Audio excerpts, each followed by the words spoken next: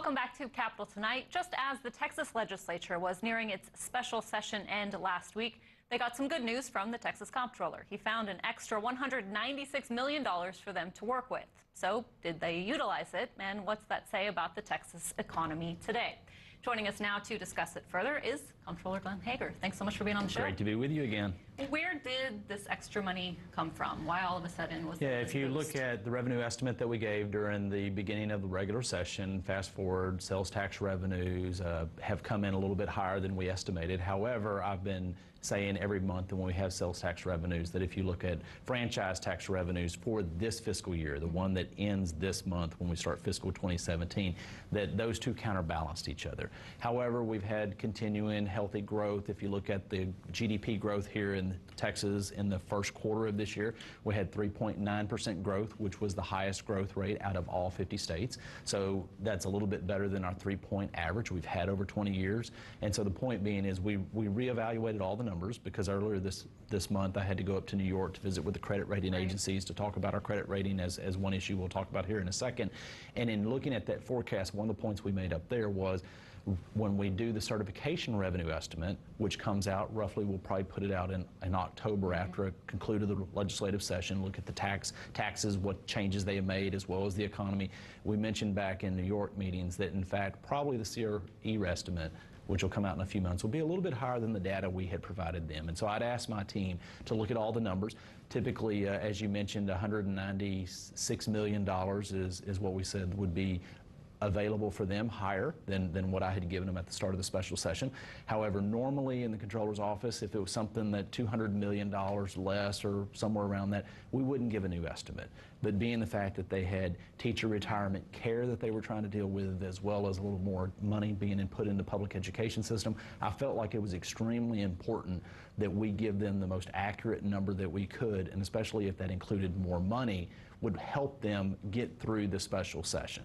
But what about utilizing it? Because they ended up doing this kind of deferral, so to speak, with the money. So yeah, and that's really a choice of the legislature to be able to take the pot of money that was appropriated during the regular session. And in essence, what they decided is they would take some of the dollars that were in the healthcare area and move it over into public education to be able to fund TRS care, as well as a little bit more money for public education, which really means that the dollars that we estimated, the $196 million above the 41 that I already given, will still be there. And as we track through this year, when I give the certification revenue estimate roughly around October, we'll see if the numbers stay the same or if they slightly go up or down, depending on the economy. And before they get back into session in 2019, that's a long ways off. So hopefully the economy will continue at least on track where we're at, if not continue to do a little bit better. Would it have been a better idea for them to go ahead and use this extra money? Either way, they were able to have a resolution on teacher retirement care as well as a little more money on public education. Either way, they're able to get there. It just means that when they get back into regular session in 2019, that if there is a supplemental appropriation, as typically there usually is, at least on the Medicaid portion, that there will be some more dollars that they'll have to fill that bucket, which they decided to take and put into public education. Unless the economy outgrows what our estimates are, then the economy would outgrow and that money would be available. What about finding more money? Well, it just depends on whether the economy does well. It all depends on the economy, you know, and hopefully we forecast in my office when I gave the revenue estimate in January of this year that we estimate the Texas economy will grow about 3% in the first year of the biennium, 3.1, which is lower than 3.8 that we've had over the last 20 years, so it's a little less than average. However, again, like I mentioned, this first quarter of this year, we grew 3.9%. So it really just depends on the direction of the economy. If the economy grows, as we continue to see businesses that want to move to relocate to Texas, to expand in Texas, then possibly in the uptick in manufacturing as well as the oil and gas sectors, as we continue to see job gains in healthcare sector and professional service sectors. So the Texas economy seems like we're back on that path of growth. Just the question is what exactly is that trajectory? Better news than when the legislature started. Absolutely. You also announced last week that you're selling $5.4 billion in short-term IOUs to help manage the state's cash flow. What does that mean? Billion, a significant amount of money. In essence, what it means is the state of Texas made a decision over 30 years ago that instead of sending school districts 1/12 of their money every single month, that at the beginning of the state's fiscal year, which starts in September, so starting next month, the state would send the school districts the bulk of their money, because their money from the local taxpayers does not come in until January from property taxes. So instead of having the school districts having a potential funding shortfall of revenue to be able to cover salaries, the state upfronts and uploads a significant portion of the state's share of that money. So what that really means for the state, more money going out before the revenue is coming into the Treasury. Now, up until the first year that I came in office, up into 2014, in 2015, when I started office, the state had a significant amount of cash in the Treasury because of the holdover of the economy doing so well. So at that time, we decided not to borrow money that year. We didn't borrow money last year. We used a combination of the money that was in the Treasury, as well as some of the Economic Stabilization Fund dollars, to be able to bridge that shortfall, which the deepest gap is usually the first week of December.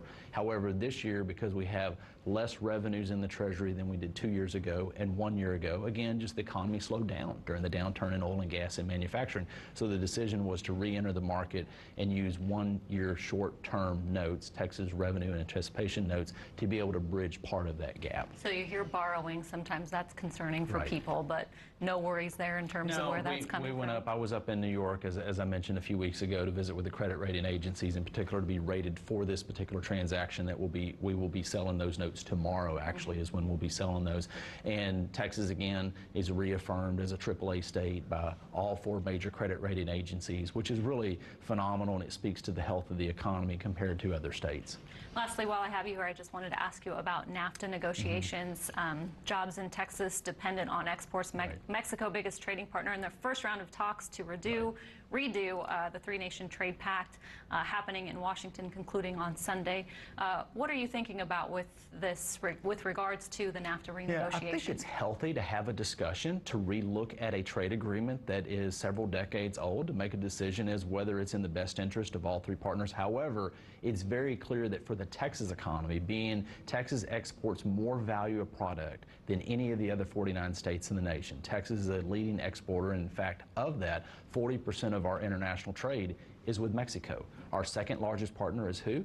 Canada. And so because of that, NAFTA is very important for Texas growth, health, jobs, the economy, extremely important. But I think it's healthy to relook at those agreements, because at times you can make a better agreement that is better for all the partners involved. Comptroller Glenn Hegar, we will get you back in to talk more about all of these issues. Thank you so much. Stay with us. The Quorum Report's Harvey Kronberg is in next.